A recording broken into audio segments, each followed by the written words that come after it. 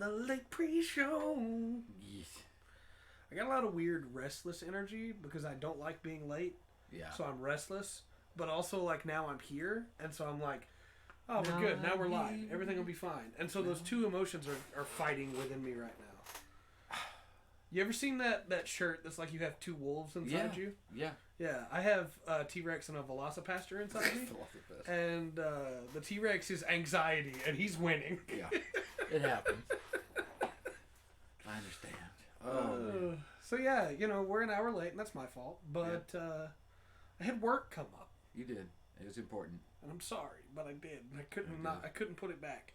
Yeah, it was important and stuff. But I do need to retweet all the stuff and put out the Discord notification and all that fun stuff. Yeah. Let everybody know that we're going live. We got 3 people with us so far. Mm-hmm. That's nice. What's it out? The Discord and the Twittersphere. That's right. The Discord notification is live, and if you want to get into our Discord, how would they do that? Rungren. It's for $1 a month. You can join through the Patreon. Get you into the Discord. There is a link at the bottom of this page to both the Patreon and the YouTube. Mm-hmm. So you can find us any older videos on there. They're archived on YouTube. Also, there's lots of videos on YouTube covering a variety of things. Lots of games I didn't talk about. Mostly starring this guy right here. I can't think of anything else I've lived out. We just got the YouTube community tab. We just got that today. That's really cool. That is really cool. Yesterday. I don't remember. Yesterday. I don't remember. But already put a poll up there. It's got a bunch of traction. People want me to do more tier lists, so more tier lists are coming. Okay. And I already put some memes up there, so you know. Oh, sweet. Okay. Gotta have memes. I will need to. Full disclosure, I am not feeling 100% today. Yeah. I have not. I would normally be on top of that. I didn't know if you wanted to talk about it or not. On through that. About how you weren't feeling good. Well, it's probably just an inner ear infection or something like that. I'm just got a little vertigo, a little dizzy. Balan? Oh no. Yeah, no. I didn't even put that as an option on the poll. Right. No, there's a way for people to get more Balan. Yeah. There is a way. Why did I give that option? Yeah. It's gonna happen one day. Right. Yeah. Hello, Valixion. Hello. Yeah, I mean, if people that is not hello. That is hello. You're right. I'm sorry. You're right. Hello. If people want to see me play more Balan after I've beaten the game and tortured myself enough, they just have to give that Balan review or that final episode enough likes. Yeah. And then I'll do it. I'll do more Balan. Yeah. Honestly, I now that I know what I know about the game, I think it would have been all right if he hadn't put that sliding difficulty in there. Yeah, I agree. I think the sliding difficulty really messes with it. Because it makes no sense. Anyway, that's another story. I should specify. Plenty of videos. We're in the pre-show right now. Right, yes. But we'll be kicking off soon. We're doing PHB subclasses still. And I didn't put that in the title because I forgot. Because I'm stupid. But we're doing PHB subclasses still. Waiting for Fizbins to come out. Yeah. So we can talk about it. So tonight we're covering Sorcerers. But we'll give everybody a couple more minutes to roll in before we start on that. We covered Rogues last week. Yeah. And when I say we're waiting for the next book to come out, I should also mention that I'm weird energy-wise tonight too, because work. But the last book that came out was the Witch Beyond the Wildlight. Nope, Beyond the Witchlight. I did it again. And we covered that for like 3 podcasts. The one before that was the wait. Shadowfell, right? When did we do Van Richter's? Van Richten's Guide to Ravenloft. That's it, yeah. Yeah, that's it. That one we did for like 5 podcasts. Yeah. I'm expecting Fizbins to be more of the 3 podcast variety, and then Strixhaven to be more of the 5 podcast variety. Well, I try to avoid stuff and not delve into it too far, so I can react when we actually get it here. That's fair. It kind of seems like maybe Fizbins is a monster compendium of dragons. Yeah.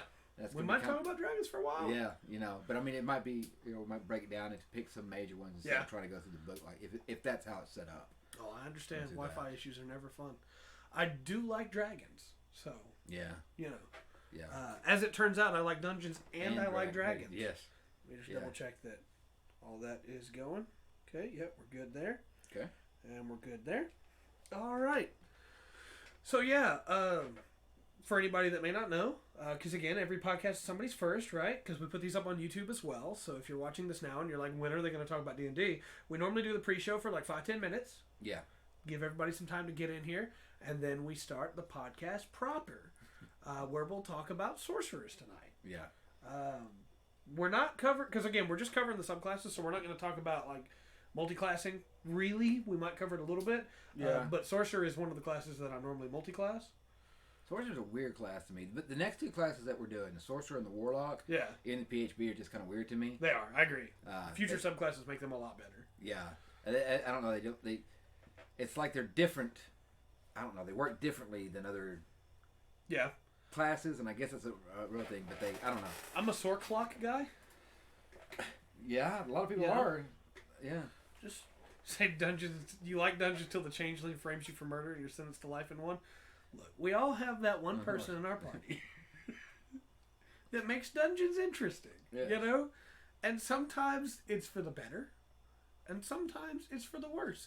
And sometimes you give your players a tiny gnome skeleton that obeys any order they're given, and they immediately tell it that its duty is complete, and it just dies, and they no longer get the cool gnome skeleton. I'm not speaking from experience or anything. Yeah.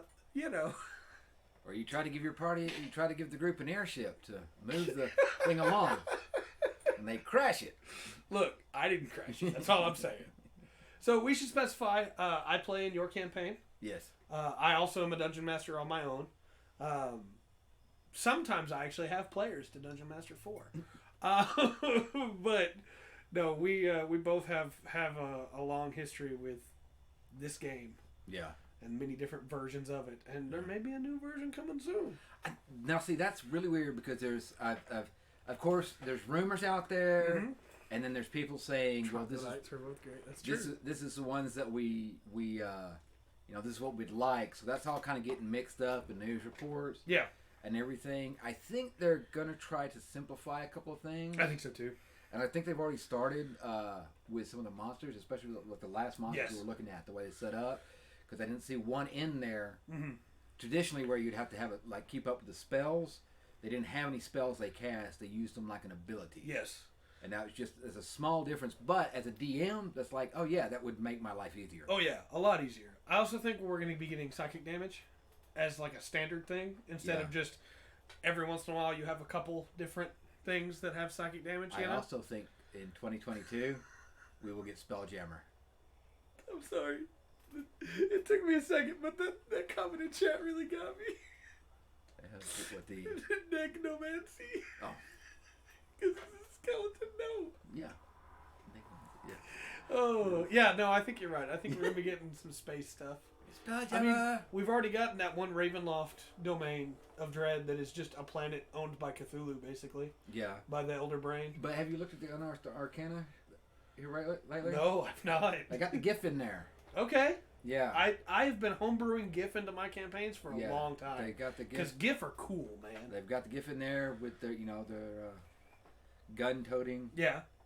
Gun-toting thing. There's another couple of like old, like when I heard like maybe classic campaign. Yeah. Like like real old ones that I was like, really? I didn't even think. That anybody even heard of those. One of them I hadn't even heard of. I can't remember the name exactly of it, but I was like, wow. So there's a couple other things on the horizon. Of course, they've got a lot to pull from. Oh yeah. Over the history of D&D. And there's more new stuff coming. We got a new book to talk about tonight that was announced. That opens up a whole other setting, basically, to be able to start doing adventure books in. Yeah. Take it or leave it. I'm not an adventure book guy, as we've said many times. Yeah, we talked. Yeah. This last one, though, Wild Beyond the Witchlight's the first adventure book that I've bought in a long time. Yeah. But I like the stuff in there. But yeah, you also got as we looked at it, you kind of got a world setting. Yeah. As well. That I can take and put in any world. That I make. In a little area. Well, what do you think? We got 30 seconds till it's been 10 minutes. You think we ought to go ahead and kick off here? I think so. Okay. Hello and welcome to another exciting episode of the D&D podcast. Nope. We're not the official D&D podcast. I can't call us that. No. Retake. Get us sued. We haven't even had like a Okay. Hello and welcome to another exciting episode of the Full Spectrum D&D podcast. My name is Trey. Hello, impossible people. I am Rungren. Yeah, we got some stuff to talk about tonight, but the first big one is this new book that has been announced. So I have it up here. It is the Critical Role Call of the Netherdeep, and it's coming March 15th. Yes. Yeah. $30 on D&D Beyond, just like the other adventure books, right? Yeah. This one is set in Exandria, which is the Critical Role world. It's basically like an adventure of the Waste of Jorhas, the Oasis city of Ankarel, on the continent of Marquette. This is the second one? Well, the first book wasn't an adventure book. It was a world setting for Exandria itself. Yeah, okay. And okay, then Exandria... What was that book called? I want to say Exandria Unlimited, but that might not be right. I don't think so. But this is the first adventure book in that world. Okay. And it's for levels 3 to 12, which is pretty good. Yeah. That's a good value, right? Yeah. It's multi-continental in that it does take you from, again, Jorhas to Marquette to the Netherdeep to even possibly the Far Realm. Wow. Which is pretty great. It has new art is one of the bullet points. Don't get me wrong, I think Matt Mercer's world is great. Yeah. I don't necessarily need to see art of Exandria because the version of it in my head is really cool, right? Right. But it also includes new magic items and creatures and introduces new rival NPCs. So, some cool stuff there. Yeah. And then, of course, elements of the storyline tie into the themes of the Critical Role campaigns. Again, I'm not one of those people that goes, hey, I want to play D&D in that world. Yeah. Because, again, I homebrew my own worlds. Yeah, me too. But if you love the world of Exandria and you want to adventure in it, here is the ability to do so with stuff that Matt Mercer has helped make, you know? Not only that, on the other end of that, even if you don't, you know, sections of that would be a great resource just looking into world building and have ideas and backup stuff to For sure. Because even if you don't like the Critical Role, you can't be like he was a bad world builder. Right. No, he's a great world builder. He's a great world builder. Yeah. So I do want those new magic items. I like magic items. I like rolling on tables for magic items, and the more things I can put into those tables, the more fun I can have. Yeah. So I'll buy it. Not the whole book, probably. I'll probably just buy the magic items on D&D Beyond. But, you know, maybe the monsters. I need to see them first, you know, see what I'm looking at. But maybe the monsters. I was very impressed with the monster work done, like we were talking about, in Wild Beyond the Witchlight. So, I might start buying the monsters for every new adventure book if they're all done to that level. Well, we had actually the monsters were really good. The past two we've done. Yep. Really good monsters. Good stuff for the DM. Do that, and like you're gonna hear us mention D&D Beyond a lot. Yeah. It's just because it's such a useful tool, and also it's a really easy way to go. It started free. Mm-hmm. We're not sponsored by them. I wish we were. If we ever do, you will know. They sponsor Critical Role. They could sponsor us. We're just as popular.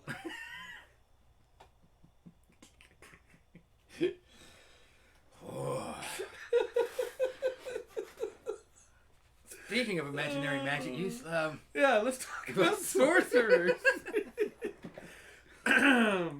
So sorcerers, right? Yes. Sorcerers are weird. Well, I think they make a great setup for a villain. Yeah, I agree.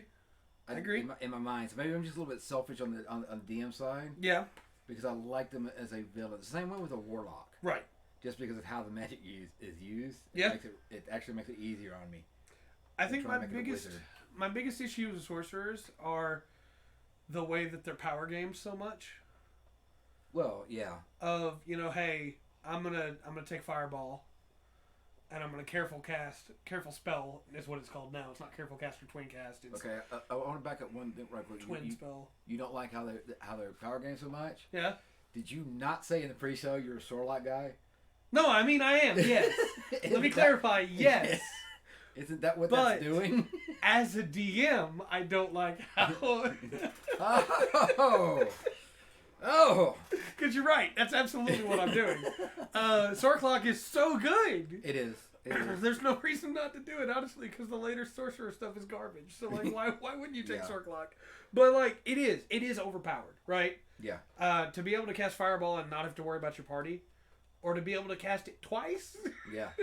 It's very good. It is. It's really, really cool. And I think that's why at the end of it, it has to die out as a class. Yeah. You don't get much at the end of it because you're just that ability to manipulate spells. Yes. And look, there's some really smart players out there that have probably put some wild combinations. Oh, I'm sure. I should clarify real quick too. As of this edition of the PHB, as in not the first run, right? Twin Spell doesn't work on Fireball because it's only single target spells. But when 5th edition first came out,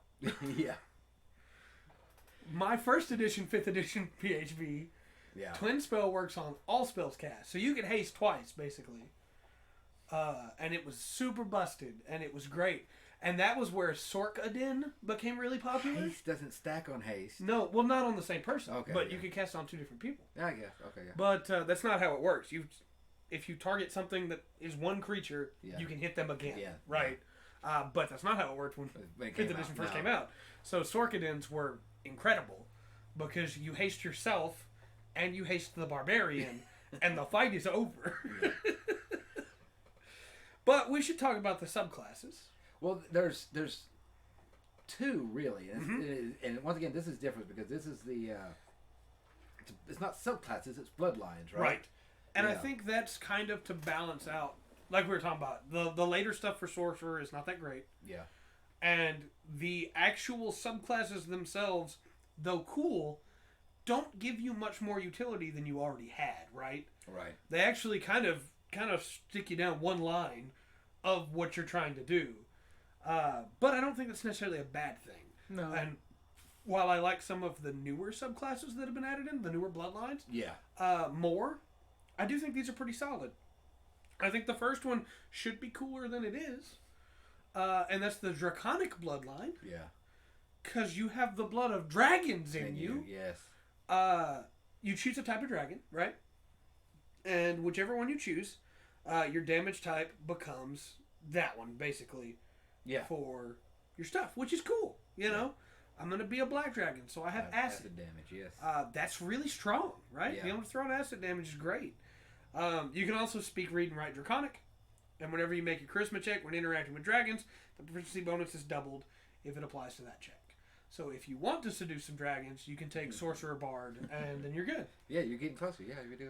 Yeah. Give yourself a little bit of advantage. That's right. Not actual advantage, but right. Just a little bit. Why is that such a meme? Bard seducing dragons. It has never happened in any campaign that I've run. No. Bards have seduced other things. Yeah. But never a dragon. Yeah. But it's okay if a bard comes after you and you're a Draconic Bloodline sorcerer because you have Draconic Resilience. Yes. You have your hit point maximum increases by 1 and increases by 1 again anytime you gain a level in this class. Yeah. So if you go 20, then you just have an additional 21 hit points. Yeah. Which is pretty good. Yeah. Especially early on. That extra HP makes a difference between life and death. And then parts of your skin are covered by dragon scales, a thin sheen of them. Yeah. When you aren't wearing armor, your AC is 13 plus your Dex mod, which is my first issue. Why is it the Dex mod? I don't know. Is it because if it was your casting mod, it'd be too good? Well, I don't know, because if it's... See, for me, I thought it would be your constitution. Yeah. You know, because it's your skin and your toughness. I don't know whether it's Dex mod. I feel like they just went, well, it's Dex mod for Barbarian, so it's Dex mod for Sorcerer. Well, I also think, you know, if you multi-class into Barbarian or Monk, you know, then your mod's set already there, so... I don't know. It feels weird. It does. You also, at 6th level, you don't get anything for another 5 levels, by the way. Just keep that in mind. You get your regular stuff, but nothing else in the subclass. That's where we're talking about how these subclasses are a lot weaker compared to the other subclasses. Yeah. But Sorcerer is so strong that it does balance out. At 6th level, when you cast a spell that deals damage of the type associated with your Draconic ancestry, you add your Charisma mod to 1 damage roll of the spell. At the same time, you can spend 1 sorcery point to gain resistance to that damage type for an hour. Which, I'm going to be honest with you, I would never burn a sort point on that. No.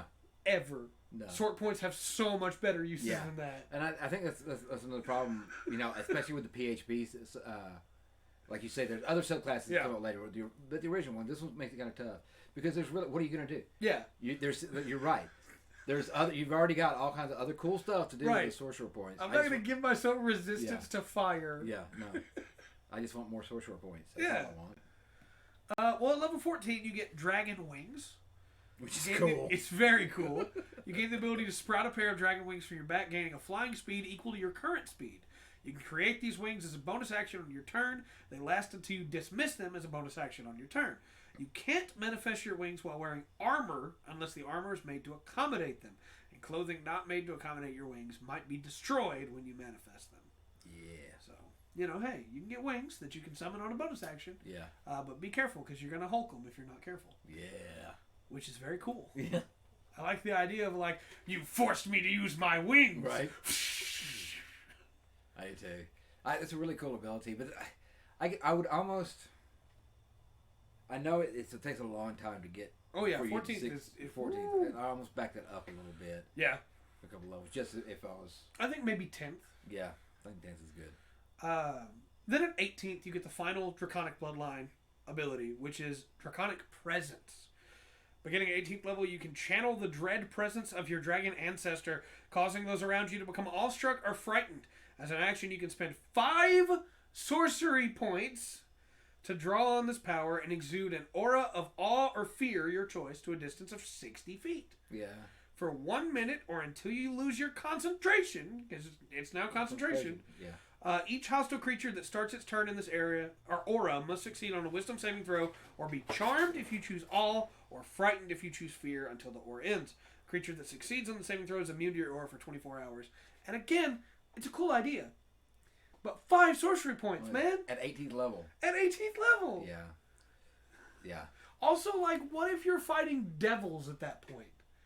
They can't be charmed. Yeah. They can't be frightened. Yeah. Why would I burn 5 sword points for that? Also, it's concentration. So you burn 5 sword points, you get hit by a devil, a chain devil just swings out a chain as a reaction and hits you because you cast a spell. Yeah. And then you drop concentration and you've just burned 5 sword points for nothing. No, it doesn't, you're right, your initial statement on that is 100% correct. That should be a lot cooler. There should be a lot more to this class. Mm-hmm. Or that's Bloodline, I should say. Yeah. Than there is. Yeah. And I think that's why the other one, which we'll get to, I'm sure in a minute, is I don't know, a little more sounds a little more exciting. Oh yeah, of the two, this one seems way less powerful. Yeah. Right. And granted, you're still a sorcerer, so you're still very powerful. But by 18th level, you have how many sword points? By 18th level, you have 18 sword points. So you go, well, I could burn 5 for that. Let me remind you what else you could be doing with them. Yeah, yeah. You could be doing careful spell. Yes. Distant spells. Empowered spells. Extended spells. Heightened spells. Quickened spells. Subtle spells. Or twinned spells. Which, let's be honest, most people are twinning, right? You're twinning. Yeah. I'm sorry. Why wouldn't you? Yes. Chill touch, twin. Yeah. Yeah. Yeah, it's good, So why would I, if I have 18 cert points at my disposal, every turn I'm doing something with my magic. Yeah. Which feels really good. That's what man, and that's what it's built around. That's why the abilities you get later on, like a 6, the 14th should be maybe at 10, yeah. And the 18th is just weak. Yeah. The other subclass, the other bloodline, is the wild magic bloodline. Yes. Which, again, might not work or might, because it's on a roll. Yeah. But I feel like is still more satisfying, because even if you get a bad roll, something interesting happened. Yeah. So again, you have endured exposure to raw magic. It's in your blood, right? Maybe a planar portal leading to limbo, an elemental plane, the far realm, which is my favorite way to play this. Yeah.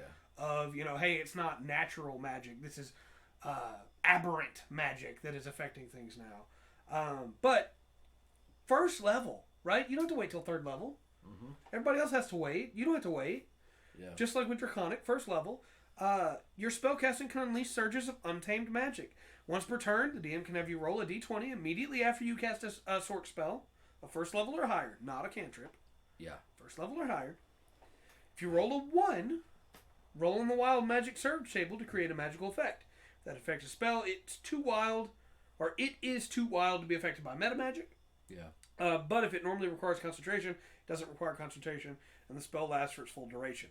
I do think having it proc on once is maybe it's fair, right? Yeah. But it does. I'll put it this way: there have been times where I've played a wild magic sorcerer and I have not rolled a 1 for like 2 full fights. Yeah. And it's like, man, I'm playing a wild magic sorcerer. I want crazy stuff to happen. Yeah. And it's just not happening. Well, I think this class we play best as if you're very powerful. Yeah. But you should be scared to cast. Oh, for sure. You know, I of course that lends itself to being multi-class then. Right, you know, it does. With that. Sword clock. Don't know who would subject their DM to that. But you also get the Tides of Chaos. You can manipulate the forces of chance and chaos to gain advantage on one attack roll, ability check, or saving throw. Once you do so, you must finish a long rest before you can use the feature again. Anytime before you regain the use of this feature, the DM can have you roll on the Wild Magic Surge table immediately after you cast a sorcerer spell of first level or higher. You then regain use of this feature. Mm-hmm. So basically, every time that the DM goes, hey, you need to roll for Wild Magic, you get the ability to get advantage back. Yeah. Which is very good. And I have seen DMs that homebrewed it where, hey, yeah, you're rolling with advantage, but if one of those is a 1, you're still getting a surge. So it gives that extra danger of it, right? I think if somebody wants, if this comes up, someone wants to play a sorcerer, I think a wild magic sorcerer in a campaign, I think all right, when you cast a spell, not a cantrip, when you cast a spell, you're gonna roll. Yeah. That's how off balance it is. Yeah. You know? To make it really have an effect. Yeah. At level 6, you get Bend Luck, the ability to twist fate again. Mm-hmm. When another creature you can see makes an attack roll, an ability check, or a saving throw, you can use your reaction, spend 2 sorcery points to roll 1d4 and apply the number rolled as a bonus or penalty, your choice, to the creature's roll. You can do so after the creature rolls, but before any effects of the roll occur. Yeah. Which is very strong. Also, it's very strong. Also, and I think I say this every time this comes up, catch your DM. Yep. Because your DM may be rolling along with the combat and may spit something out. I've noticed a couple people in my group pretty good about, hey, I've got this. Yeah. So if this comes up, and I'll have to stop myself. Because when you get in combat as a DM, you're going to go... you're focused on what you got. What you're doing. And sometimes you will, that's a hit, that's, that's that, and not give the players a chance to use a reaction or something. Well, and I worry sometimes that, especially like as a player currently playing a Circle of Spores Druid, right? Yeah. I have a reaction that is very important to my class ability. I need to be using it. And so I worry sometimes when I go, okay, DM has started talking. You have said this guy's going to move. I go, is he moving within 10 feet of me? Yeah. And I worry sometimes that I'm going to interrupt you and disturb your flow. Yeah. But if I don't do that, yeah, you're going to have him finish his movement, and then I don't get to use my reaction. Right.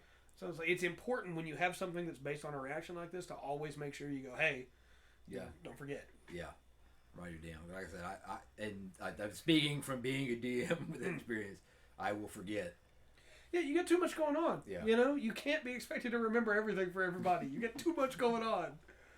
Like, you got one sheet to look at. I got 9 stat blocks over here, man. All right. I got to remember AC for all of you because I'm an idiot and forgot to write it down. It's stuff. But this is very good. Yeah, it is. The question then becomes, do you want to use your cert points to help someone else or to cast more spells? Depends on the character I'm playing. Huh? Yeah. At level 14, you get Control Chaos. You gain a modicum of control over the surges of your wild magic. Whenever you roll on the wild magic surge table, you can roll twice and use either number. Yeah. That's cool. Yeah. Again, I feel like you're going to use your wild magic so rarely. Well, that's what I'm saying. I think that's why I would do it on, if you're going to, as a wild magic sorcerer, there will be an effect. You're going to roll that 20 every time you cast. Right. At some point, especially at the table, especially the way y'all roll sometimes. Yeah. They'll probably have like 4 1s in one session. That's true. That's true. Then the next one will be all 20s. Don't worry about it. It's insane. You also get... Right, they always do. Yeah. Spell Bombardment at 18th level. This is cool. The harmful energy of your spell intensifies? Yeah, it was intense, you know? When you roll damage for a spell and roll I had a really dumb joke that I stopped myself from telling. When you roll damage for a spell and roll the highest number possible on any of the dice, choose one of those dice, roll it again, and add that roll to the damage. You can use this feature only once per turn. Yeah. Which is very strong. It is. Hey, I'm twinning. I hit max damage on one of them. I add again. Can't do it this turn. Yeah. But next turn, when I cast 2 more spells again. Yeah, and have a chance to roll max damage on one die. Yep. It's very, very good. Do we want to cover some of these surges? I tell you what, it's a D100 table, yeah? Yeah. Yeah, I think we should give a couple examples. Because I know my favorites on here. I have like 3 that are my big favorites. Okay, get one of those in. If you roll a 5 or a 6, then a Modron, chosen and controlled by the DM, appears in an unoccupied space within 5 feet of you, then disappears a minute later. This drastically changes the campaign immediately. Because all of a sudden then your characters know that there is a god over law and the order of the universe. Yeah, over order, yeah. And that he's watching. Yeah. The campaign's forever changed. Yeah. His people can show up and just leave. You don't know that's how that happened. Well, look, go look at the pictures of Modrons, and you don't have to let the play like y'all don't know what the heck that was. Yeah. My other favorite is 55 to 56. Your hair falls out, but grows back within 24 hours. Yeah. Just like you're fighting, wild magic surge, and all your hair just goes. Okay. Yeah. And then finally, it's so dumb, and I love it so much. 49 to 50. You can't speak for the next minute. Mm-hmm. Whenever you try, pink bubbles float out of your mouth.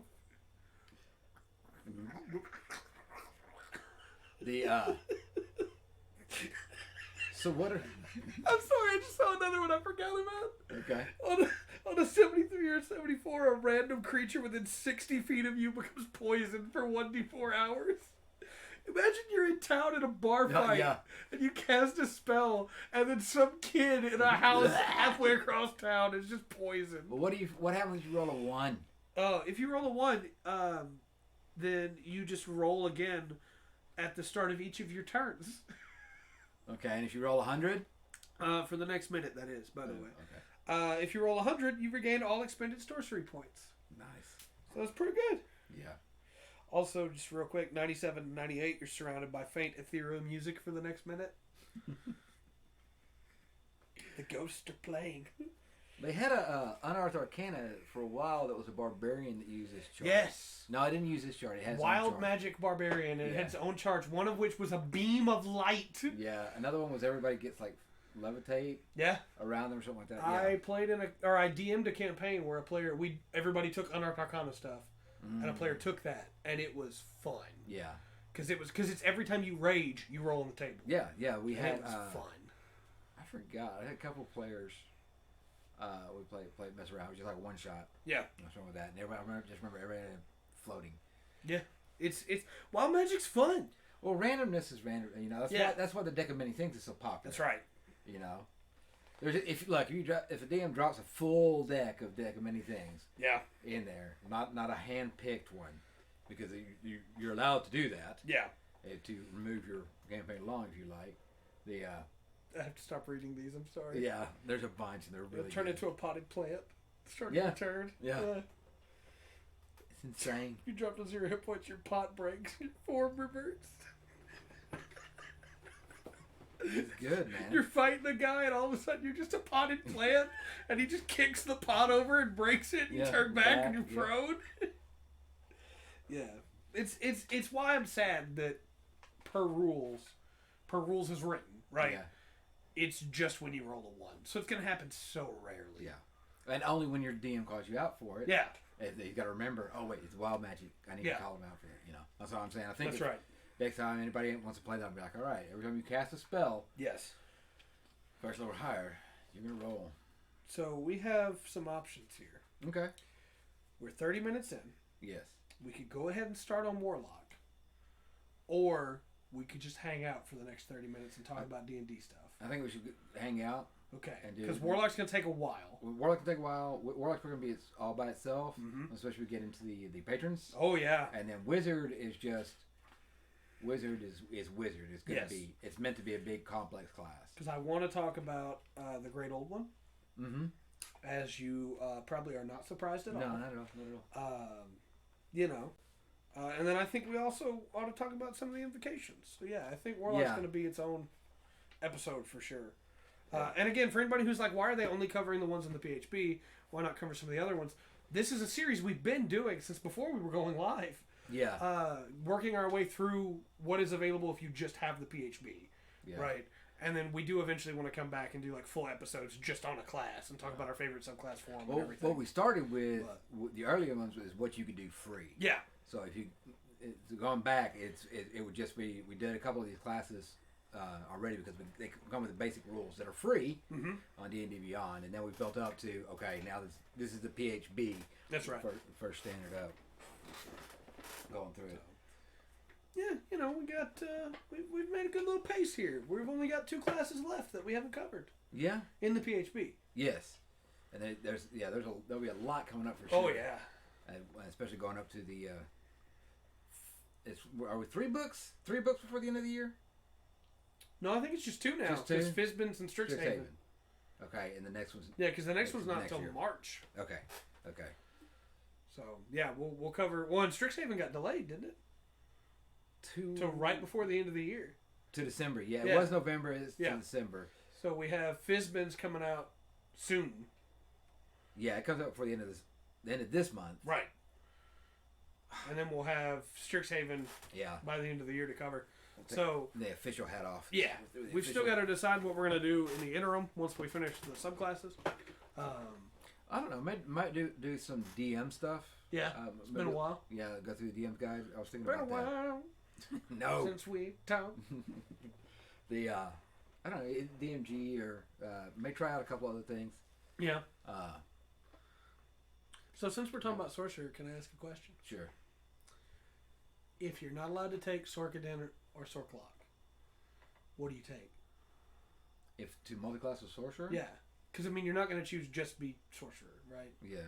The 20th level ability for Sorcerer is so bad. Hey, you get 4 Sork points back when you take a rest. Yeah. Look, here's my problem with it. If you're going to take a rest, you're probably going to get them all back anyway. Yeah. Right? So, no. Yeah. So why would I ever... No. So I'm going to stop at 17th level on Sorcerer for sure and take a 3-level dip in something else. You know what? I think I would like to play a Sorcerer fighter, like a Sorcerer... maybe just Sorcerer champion. Yeah. It'd be fun. That, especially if I'm rolling a lot for wild magic. Yeah. So I have that, What do you think about a Sorcerer pact? Oh, I just said I can't do Warlock. Yeah. Yeah. What do you... And it's the first thing you go to. First thing. Look, I just like the idea of Pact of the Blade Warlock. Sorcerer. Yeah. What about a Sork Rogue? I think that's really cool. I think, well, it's just what you can do with the sorcerer point, right? Yeah. If you can get 5 or 6 levels, get a few sorcerer points, you have a few spells, you can it just adds. Subtle spell with a rogue. Yeah. Would be really good. So would careful spell. Careful spell as well. Yeah. What about a Sork cleric? So you go maybe a Tempest cleric. Yeah, you go sorcerer. Maybe if we just use PHB, Draconic Bloodline, right? Get that extra AC when you're not wearing armor. Yeah. Get your wings so you can fly. Yeah. And then you summon the Wrath of the Storms, and you're flying, and people are like, "Whoa!" Yeah. So if you're wild magic, does that only count when you cast your sorcerer spells? Or does it? Do you have? I think so. Because so if you multi-class out of that, you have spells you can use without being. Yeah, that's the way around that. If you don't want wild magic, like some kind of weirdo. Yeah. Like I want some of the benefits. I don't want any of the negatives. Sorcerer spell, first level or higher. Yeah. Yeah. Yeah. That's how you get around it for sure. That's lame. Not in my campaign, buddy. What about a sorcerer artificer? That would be interesting. So you have like anything artificer is going to be anything artificer is going to be interesting. But like imagine, okay, so bear with me. In my current, I've been running a one shot.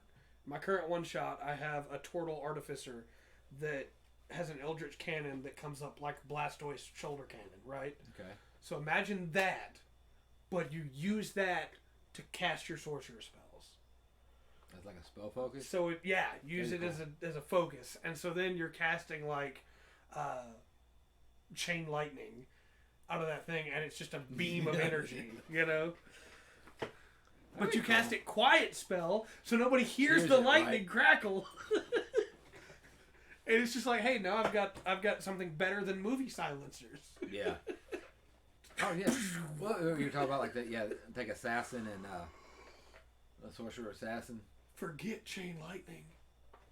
Disintegrate. Yeah. Yeah.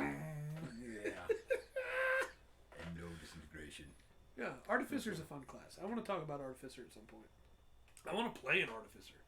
I've played the UA Artificer. I haven't played the official release Artificer yet. I want to play a Blood Hunter too. I'd like to play. Yeah, that's fair.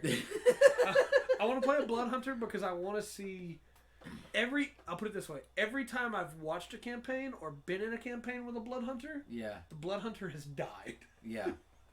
That's a tough... That's what... Because you spend really your HP. Yeah. Your HP, right? Your HP is your resource. Yeah. And I love that idea. Yeah. But like, because let me explain this to anybody who doesn't realize. As long as your HP is not 0, it doesn't matter what your HP's at. Let's be honest. People go, oh well, I got hurt. I need healing. How much damage you take? 3 damage. You're fine. Yeah. You have 7 HP. You're still fine. You can take another one of those again. It's fine. As long as you're not at 0, you're okay. Yeah. So like, a Blood Hunter could be really fun. Yeah. But I always see them die. I'm sure. Well, that was like that's kind of funny because that was a philosophy. Back in the day, back in the 90s, when I played Magic and would go to like some small tournaments and stuff. Yeah. That was like a friend of mine. That was like a theory we had. You know, if you got more, if you got any cards in your hand and more than 1 life at the end of the game, you haven't used all your resources. That's right. You know. People get mad at me in FF14 because that's how we heal. Oh yeah. You can take another one of those? Okay. Yeah. Oh wait a minute. I'm gonna keep doing damage then. Yeah. You're still on your feet? Then we're fine. Just don't get hit.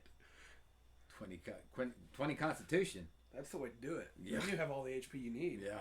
20 Constitution, Monk Barbarian. You're set. Barb Paladin. You're set. You got the big boy hit die. Yeah. You're good to go. Yeah. Barb Paladin's turning out to be pretty cool. Hear me out. Barb Paladin Blood Hunter. Well, that's also, the thing. I think that's where you're going with the 20 Constitution. Yeah. You're going to have to. That's not with your Blood Hunter. You need rage. as many hit points as you need. You rage. You take half damage. Yeah. From just about everything, right? Yeah.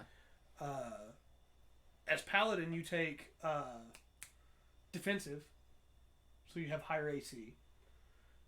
Then you're not going to get hit probably anyway. Play a Tortle. This is how we're going to power game this. Play a Tortle, Paladin, Barb, Blood Hunter, right?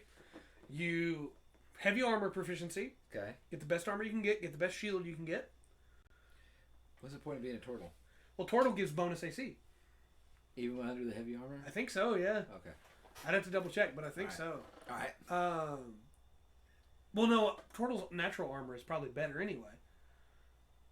Okay, so I'm thinking. I think I see where you're going with this, and this is you want to push that AC up to 21 at level 3. That this is granted. I think for what you're wanting to get to, you need like a 12th level character. Right, but okay. you push that AC up to 21 at level 3. Yeah. So that you're already not going to get hit, right? Yeah. Most of the time. Then you go ahead and push Barbarian to 3, and you push Paladin to 3. You get Oath of Devotion, for Paladin. Then you go ahead and let's go with what's the one that gets back up if it dies for Barbarian? The Totem? No, Ancestral Guardian. Barbarian Ancestral Power. Yeah. You go with that one. You're not going to get to that level anyway, but maybe your DM will let you get past 20. And then you just dump everything else in a Blood Hunter. And you get all your cool Blood Hunter, except not all. You get most of your cool Blood Hunter abilities because you never get to level 15 in Blood Hunter. But then you can't die. Right? I think I would go with the half orc. Yeah. With Relentless Endurance. Relentless Endurance, and then the I think I'd go with the half orc over the Tortle just for. Also, can we specify that like you should never take 3 classes? Oh man, no. That's a bad idea. I still want to play that character that just takes a level in every class. Oh yeah. I think that'd be really fun. Yeah. Just like, hey, skill checks, I'm here. I can solve any of these problems. You need me in combat? I can cast first level spells. Right. I got a bunch of cantrips. Which is really funny because you could keep Fairy Fire going. Yeah. Yeah, there's just a lot of little handy stuff you would have. Yeah. It would be, Man, that guy is, in the wilderness, that guy's your best friend. He's got an answer for everything. Yeah. Just like, imagine that. You don't have anything. You can take a Bloodline for Sorcerer. Level 1. But you have, like, none of the other class abilities. But you have expertise with Thieves' Tools. Yeah. You don't even take Thieves' Tools. You can take something else. You got expertise. Yeah. You have just about every variation of armor and martial weapons you can use. Well, if you're taking first level fighter, you're covered. Yeah. Because they get everything. That's right. So you're good there. You can rage at first level, can't you, as a barbarian? Or is that second level? I think that's second level. Let me double check. Yeah. I don't know. You get key points. You get sword points. So terrible. Can we do that? Can that be my next character? Just every time we level, get a level in something else? Can you wild shape at first level? Or is that second level? Second level. Yeah, see, there's a lot of stuff you go. But you get druidic. Yeah. Yeah, you can speak druidic. You'd have thieves can't. Yeah. You'd be all over the place. It'd be great. As for skills and everything. I want to do that. Can I do that? Do you get your lay on hands? No. That's second level, okay. yeah. Oh man. You do get rage at first level. Okay. So you'll have rage. Let's just go through. Why not? Let's go through this. What do you get at first level? All right. What do you get first? You get rage and unarmored defense for barbarian. Okay. You get 2 first level spells and 2 cantrips for bard. Okay. You also get bardic inspiration. Yes. So you're doing good there. For cleric, you get another 2 first level spells and 3 cantrips. You can cast those. Yeah. That's pretty much it. You get a domain, but you won't have channel divinity. Yeah. So, hey, you have a domain at least. That's nice. Yeah. Yeah. Then for druid, you get 2 more first level spells and 2 more cantrips. And druidic. Druidic, yeah. So that's nice. You can also do ritual spells for druid that way. First level. Mm-hmm. So only first level ones. What'd you get? What does this come in? No, third level. Third level, yeah. Okay. For fighter, of course, you get everything basically. You get all the weapons. All the weapons. You get a fighting style at level 1. Yeah. Which is great. You also get second wind at level 1. Oh, so yeah. You're doing good. You just don't get action surge, right? Yeah. For monk, you get unarmored defense again, and martial arts, which is key points. Yeah. But you don't actually get any key points. You don't get those till second level. No, but you're unarmed. But you can do the unarmed strike. Yeah. So that's nice, at least. Then for paladin, you do get lay on hands. I'm sorry, you do get lay on hands, and you get divine sense. Nice. But you don't get any spells. Yeah. But lay on hands is good. It'll only ever be 5 HP, but lay on hands is good. Yeah. For the ranger, you get favored enemy and natural explorer. You don't get any ranger spells at level 1. Yeah, no. You get favorite enemy. That'd be all right. Yeah, you can use that with your jack of all trades. Rogues, where you get some really good stuff. You get sneak attack, you get expertise, you get sneak attack, and you get thieves can't. I said sneak attack twice. Yes, you did. It deserves it. It does. I like sneak It'll only attack. ever be 1d6 damage, but hey. I like sneak attack. For sorcerer, you get your sorcerer's origin. So you get to choose your bloodline. You get 4 more cantrips, and you get 2 more first level spells. Pretty good. Yeah. For Warlock, you get 2 more spells, 2 more cantrips. You also get your patron at level 1, and you get pact magic, of course, because that's where your magic comes from. Yeah. So you get that right away, which is pretty nice, but you don't get any Eldritch Invocations. And then for Wizard, you get Arcane Recovery. Yes, you have Eldritch Blast now. That's true. It's cantrip. Yeah. You get 2 more first level spells, 3 more cantrips. Yeah. You have every cantrip in the world. Yeah. And you have an Arcane Recovery already at first level. So once per day when you finish a short rest, you can choose expended spell slots to recover. Now, let's check Blood Hunter and Artificer. I'm going all in on this. I see that. Oh, man. This is Here's the thing, though, because you're not gonna be, you're not gonna be bad as I was thinking, because your cantrips are going to go up by your character level, not your That's right. by the class level. That's right. It's only your class stuff that's going to get weak. Your cantrips are going to get really strong. Yeah. Blood Hunters. And you can get Hemocraft. Well, right. That's Blood Maledict. And you get a Blood Curse at first level. okay. And you get Hunter's Bane at first level. So that's not bad, you know? Yeah. You can get some good stuff there. Advantage on wisdom checks to track Fey Fiends or Undead. And your Blood Maledict is where you can spend some HP to do some cool stuff. It'll never get better, and you'll never learn any more, but you have those. And then for Artificer, this is why you keep me around, just so I can come up with dumb ideas like this, right? No comment. Let's go. What do you got with this guy now? Magical Tinkering. Yeah. And you get 2 more first level spells and 2 more cantrips. And see, I should have been keeping track of how many cantrips you have. Oh man, you have plenty of cantrips. All of them, basically. All of them. All the cantrips you'll ever need. So Magical Tinkering allows you to make a tiny non-magical object. See now this whole thing with all these single classes, I know it's not, but right here at the end, all of a sudden it's coming down. Yeah, because the tinkering. Yeah. Yeah. I'm just saying, what level would you be at? That's a good question. How many classes is that? Oh shoot. I'm sure D&D Beyond just has them in a nice little list, right? Yeah. Where I can just count them. Rules, classes. Artificer, Barbarian, Bard, Cleric, Druid, Fighter, Monk, Paladin, Ranger, Rogue, Sorcerer, Warlock, Wizard, Blood Hunter. That's 14? Yeah. So you'd be 14th level. Yeah.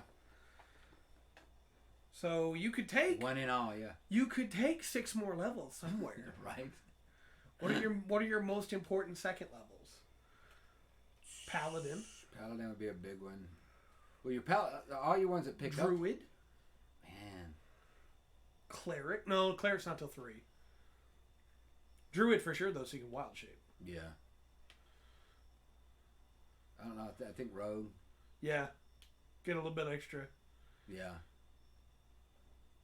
Maybe Sorcerer. Sorcerer. Yeah, Sorcerer's not a bad choice. Get more sword points. Yeah. Get more sword points. Too. Yeah. Don't you want to get more bardic inspiration? Not really.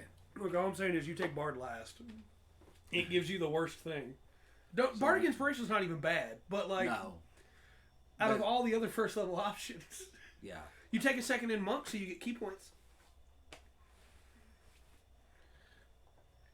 Not a bad idea. And then you're level 18, and you still have 2 levels left to go. Put them both in Fighter. Yeah, get to level 3.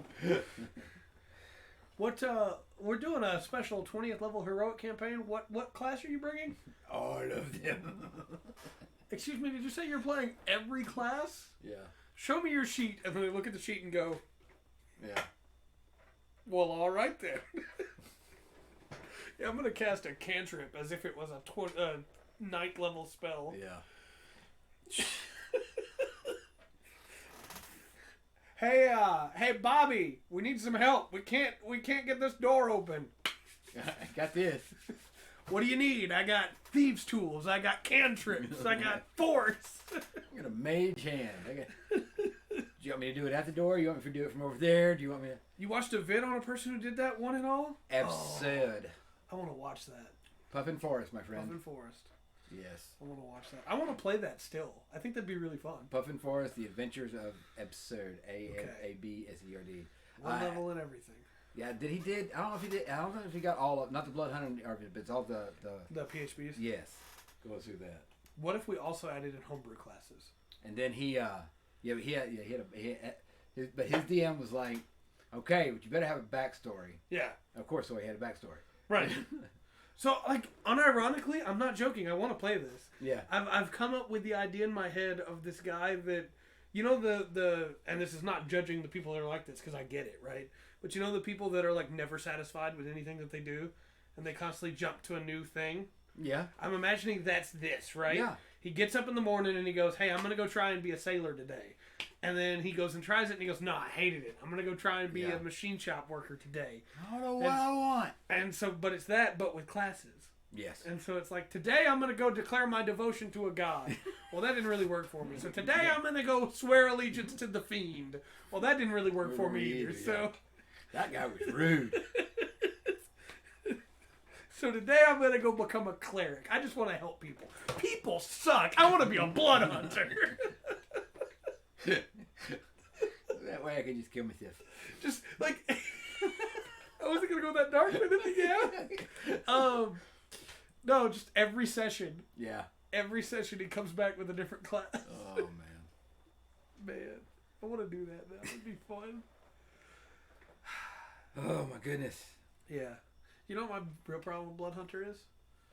I feel like it's trying to be Geralt of Rivia, but also sacrifice HP. And I think those two things, like, clash a little bit to me. Yeah. Because in my mind, like, hey, we're going to sacrifice HP to be able to do cool stuff. But Geralt is just like, I'm going to make cool stuff. Yeah. And it's like, I don't know. I feel like those two... It's got, don't get me wrong, it's very unique. It's more unique than a lot of the regular classes are. Well, here's what it reminds me of. The way it's kind of set up is Vampire the Masquerade. Mm-hmm. Because, you know, obviously you would go drink blood, you're a vampire. Right. But you'd spend blood points doing special abilities. Yeah. And if you got too weak, you know. Right. You'd either die or you would rage and go berserk and kill somebody and drink your blood. Yeah. Monsters we are, less monsters we become. Right on the first page of that, or used to be the Vampire Masquerade. Yeah. Book. What about homebrew classes? What if I bring a class called Saiyan, and every time I get dropped down to below 1/10 of my HP, I get a level? Yeah. No. No. Have you looked at the homebrew stuff on D&D Beyond? No. Some of it is ridiculous. Yeah, and I'm sure... I've caught some. I'll say no, but I've caught some. Some of it was pretty decent. Some of it was hilarious, and some of it is just like, okay, this is a player that has never DM'd anything. Let's come up with this. I watched a video from XP to level 3 where he was covering homebrew spells, and one of them was like summon garlic bread. Yeah. And it was like, what? Yeah. But you know, hey, it's D&D. You do whatever. Well, that comes from the garlic bread cleric. Yeah, the garlic bread subclass for cleric. Yeah. It came out with the Olive Garden book, the Olive Garden adventure book, where you had to fight the unlimited breadsticks. No. This episode is not sponsored by Olive Garden, but it could be. Would you? Honest question. Probably shouldn't ask this while we're recording. If Olive Garden sponsored this podcast and their request was that you have to eat breadsticks the entire podcast, would you do it? Because I'm going to be honest with you right now. Bring on those breadsticks. All I'm saying is for an hour, I'm going to get... That's right. That's right. So next up, we're talking about... Yes. Bring me some pasta. No, just breadsticks. They will probably get really dry towards the end of the hour. Yeah. But, you know, that's the price you pay for sponsorships. You have two options. Either sell your soul to Raid Shadow Legends or eat unlimited breadsticks. Oh, breadsticks. I want breadsticks. What if we combine the two? Raid Shadow breadsticks. No. So, you know, there's an ability in the Fate Stay universe? Or the Fate universe? Oh, wait, I got a question for you. Yes. Go ahead. I apologize. No, you're good. Did League of Legends really get rid of all chat? Yes. We're going to talk about it Tuesday. Okay. Yeah. I figured it was coming up. I was like, is that just a BS? No, they're really doing it. They're getting rid of all chat. All right. Just checking. No, I was gonna ask, have you heard about the Fate series? Because there's an ability in the Fate series called Unlimited Blade Works, which is where this guy can just summon 1,000,000 swords. That's handy. Yeah. The Olive Garden sponsored version is Unlimited Red Works. Red Sticks Works, yeah. Nice. And then you just have them all. I want breadsticks now, jerk. Yeah. Gosh. That's the problem about these sponsored segments. They always make me hungry. They're not You know the jokes we used to do about Sweet Baby Ray's? I would have a thing of Sweet Baby Ray's in the room so I could do the fake sponsorship. Yeah. And all it ever made me want is chicken nuggets because I eat chicken nuggets with Sweet Baby Ray's. It's good. So I stopped doing the bit, and then people got upset with me. And were like, where's the Sweet Baby Ray's? It's like, give me some chicken nuggets. Support us on the Patreon for as little as $1 a month so I can afford chicken nuggets. And then the Sweet Baby Ray's can come back. Oh, my gosh. You know. It's hard, isn't it? It is. It is. It's tough to be a celebrity. Oh. Just makes life so difficult sometimes. Oh no! As usual, I'll take this chance to say, if you're watching this on YouTube later, and you have a question or you have a topic that you'd like to see us talk about here on the show, please make sure to put it in the comments. I read every comment, even though I probably shouldn't. So please just let us know. We'd be more than willing to check out some viewer submitted topics. We've covered them before, and we'd be more than happy to do it again. Absolutely. We've covered it in the middle of the podcast. Yeah. And then you don't have to hear us talk about breadsticks for 10 minutes. No, breadsticks. Olive Garden is still open? I don't know. Probably not. Olive Garden. So, you know in Final Fantasy VIII, they have Balam Garden? That's the name of the place, is Balam Garden? Yeah. Could Olive Garden become... I wish we were sponsored by them with how much we've said their name now. Yeah.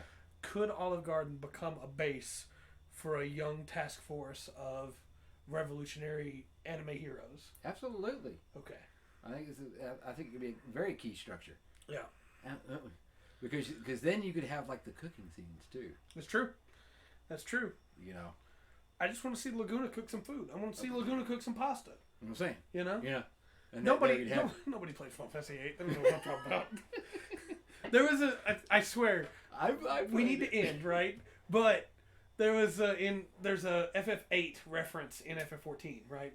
Where there's a whole raid series built around Final Fantasy VIII. Okay. It's very cool, right? Yeah. But even Yoshi P made a comment of, we don't know how many people have played Final Fantasy VIII, so they might not get the references. And it's just like, yeah, he's right. I did. But I did too. Blue Fields plays in there, and it was like just immediately like do, and I was like, yeah. Wow. But I just peeked the mic. I'm sure. I did like Final Fantasy VIII. I didn't at first. Yeah. Because it wasn't Final Fantasy VII. Yeah. That's fair. And I was wanting more of that, but I ended up really enjoying that. I have an FF8 D&D question. Okay. How do you feel about gunblades in D&D? Because I've had players bring me that question before and go, can I have a gunblade? And the question I always have is, do you want it to work like it does in Final Fantasy? Or do you want it to also still be a gun? Yeah. Because those are two different weapons. They are. They are. I think a gunblade in the world, whether it's a player bringing it or, I was trying to put it in, I think it would be a little bit more like, okay, up close you have the thing, but you also have like a shot you can take for distance. So you'd have it all in one weapon. You obviously take an action to do either one. Yeah. And you'd have to take the time to reload. It doesn't just magically reload itself. Right. And it's probably not a thing you're going to be able to do in combat because you have to take the barrel out of your sword. Yeah. Yeah. It's cool, but I think it'd be more. Yeah, I think it'd be more of a pain than anything. But yeah. Also, it's cool. Yeah. Now, I don't know. Working the Final Fantasy VII way would be like, okay, so you just want a smite, right? Yeah, pretty much. So can I, as a Circle of Spores cleric, can I have a gunblade? No. Okay. I thought I'd ask. I felt like it was an important question. No. Figured circle back, come back to it and go, hey, but what about me? My character has one now. No, Because, I mean, you gave an option for how one would work. Right. You fell right into my trap. That's awful, man. Don't do that. That's No, cruel. no. My character is very happy to never hit things in melee. Right. We do have. I'm kind of worried about this new. It's not new. It's Updated not, edition? Updated edition, yeah. Yeah, I am too. I'm really worried they're going to rework some stuff. Because, look, I love Circle of Spores. I do. Yeah. I love the Way of the Soul Monk, I think is what it's called. The Astral Self. Yeah, I love all that stuff. But I feel like they kind of rushed some of that stuff out of UA. Yeah. And I'm worried if they do revise 5e, that they're going to go, hey, this stuff's a little too strong. Let's bump it down. And I don't actually think they are. I think they're pretty balanced. I'm kind of wondering from what. Like I said, everything's rumors and conjecture right now. Yeah. So take this agreement. So it may be fantastic. It may be exactly Right. what we need to plug up some holes that we have in 5th edition. It may fix grease. But I think I think they're going to try to trim it down even more. Yeah. I don't know. We have to wait and see. There's been some speculation out there, and there's been a couple of things, like rumor mill. Yeah, that had me a little A concerned. little concerned, yeah. I just want my version of 5e that lets us have giant mechs. You know, that has the rules in there. We don't have the rules in here for ship battles. No, you don't have rules for ship battles in the DM's guide either. So we don't have rules in here for mech battles. No. But we could. Artificer is what it's called now. It used to be called Arcanist. Yeah. Artificer's in the game now. Well, you've got the. So give me some big mech battles. That's all I'm saying. You got a. Oh, wait a minute. You've got a. 5e Cross Gundam. Oh crap! And then The we- machine, the machine in the DM guide, the magic item. Yes, that's true. Yeah. Yeah, I know what you're talking about. I can't Yeah. think of the name of it, Can't but name it's of the it. one that lets you basically become a mech. Yeah. Yeah. Onto that, build the rules off that. Everybody gets one. You get a mech. Yeah. You get a mech. Is that a promise? You get a mech. No. Oh, okay. Well, I just, felt like I should ask. That seemed like an important thing to make sure. Because you wouldn't give me a gunblade, so I just thought maybe. Maybe I can at least get a mech then. I can't have a gunblade. Maybe I can have a mech. Hey, so my reaction works anytime something's within 5 feet of me, or 10 feet of me, sorry. Anytime something's within 10 feet of me, and I'm in a giant 3,000 foot mech. So all this stuff is within 10 feet of me constantly. Mm-hmm. So I'm just going to burn my reaction every round to do spore damage. Right. My mech is just a giant... It's a mush wreck. Dude. It's a mushroom mech. Yes, it is. No. No, it looks like the robot for Spaceballs with the vacuum cleaner. Yes, that yes. takes the oxygen from the planet. Yeah. Don't worry, I am here. And then everything around you dies. Yeah. It's like, well, No more conflict. that's right. We solved the problem. Not that conflict. Time to go ahead and just infestation. Turn them into skeletons. Yes. Feed the bugs. Yeah. Circle of life.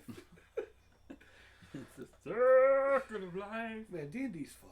It is. D&D's amazing. You can do a lot of crazy stuff in there. But it'd be better if we had mechs. See, look, there is Robotech. That's true. There is That's true. Robotech. I'm And just they saying, do have the rules for mechs in there. believe it or not. Wizards, if you want to pay me to come up with a mech book, I will. That's not even a joke. I would. Okay, look, Wizards, if you want to pay me. You want to quantify that statement or just, I mean, yeah? Yeah? At this point in my life, no. Wizards, if you want to pay me, we'll work out the details later. We come back next week and this podcast is sponsored by Wizards of the Coast. We both have official wizard shirts Right. on. Yeah. Unfortunately, I'm having to wear a tutu. Yeah. Look, I didn't make the rules of the sponsorship. I might have discussed them with them and added a clause, but I didn't make the rules. Right.